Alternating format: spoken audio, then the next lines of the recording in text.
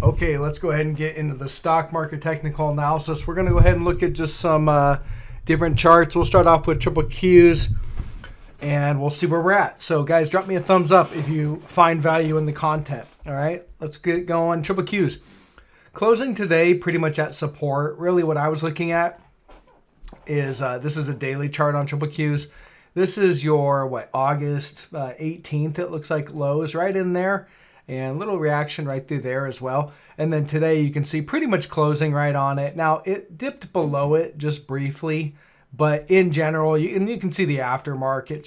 It's pretty much right there at support. So we're at support, until we break that, we could get a bounce here.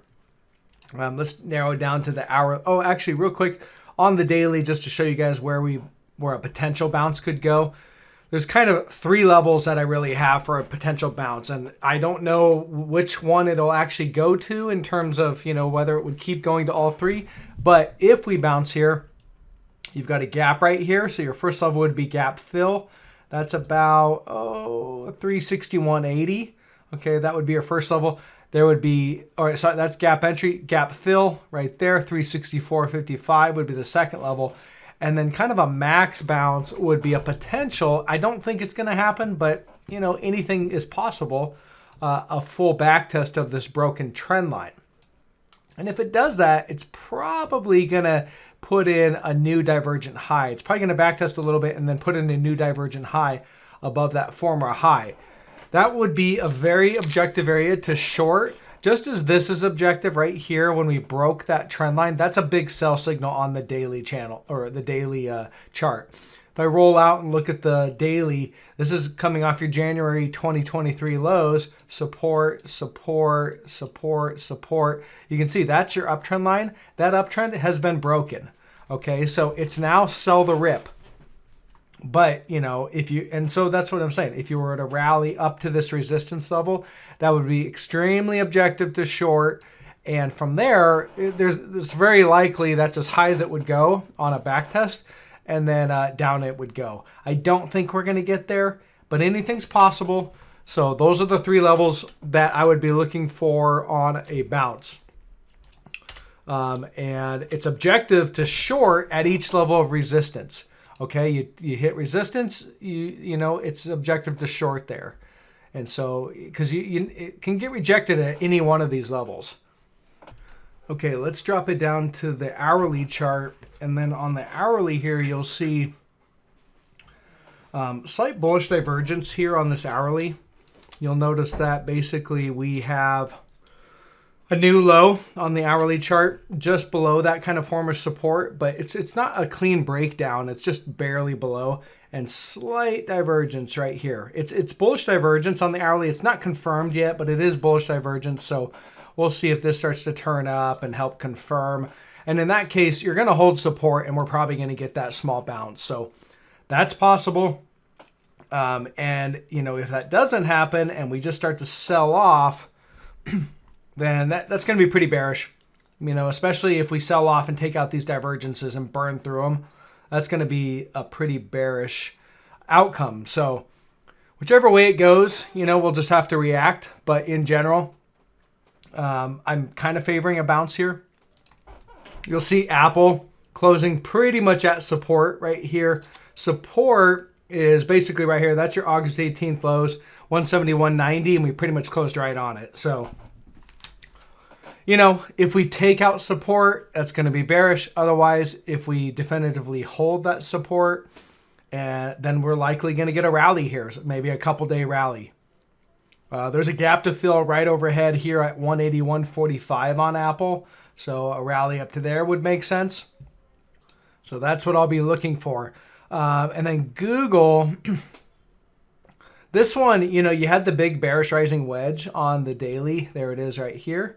Boom, we broke. Okay, so that's a very definitive sell signal, but we do have some support right in here.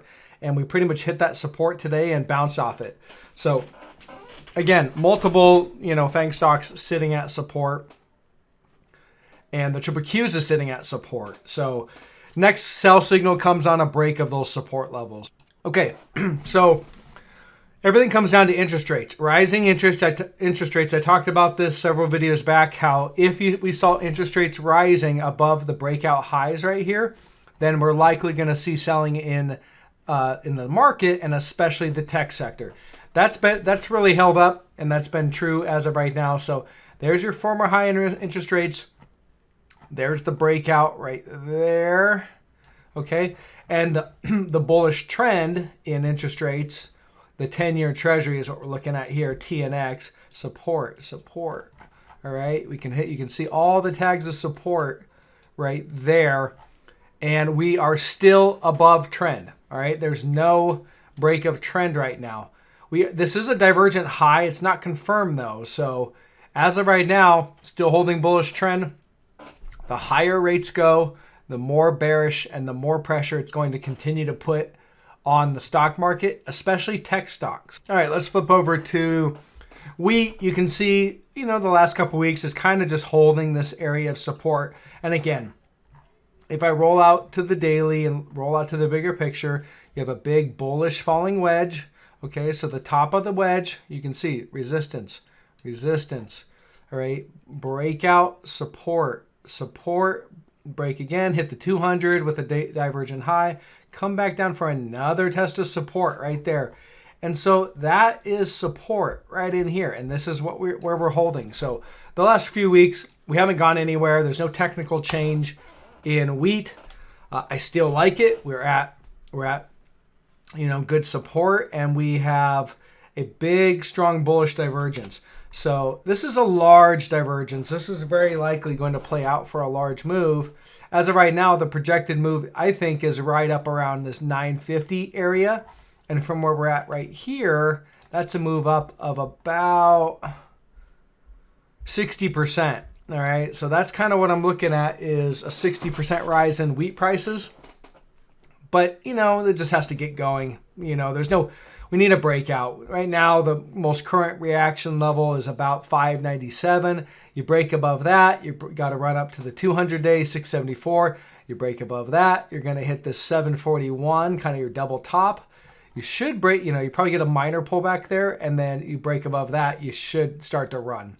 All right, now the resistance up here at about $8, and then that 950 area. DraftKings. So DraftKings to me still looks like a good short. I don't see any change in that trend. I think we're heading lower. Next level of support's right about this reaction low, 25.45. That should be our next stop. But the target, the projected target of this bearish rising wedge pattern right here on the daily chart is the widest part of the wedge, which is right here. And that sets us up for a move pretty much down here to anywhere down to about 17.77 down to $17. So that remains kind of the longer term target.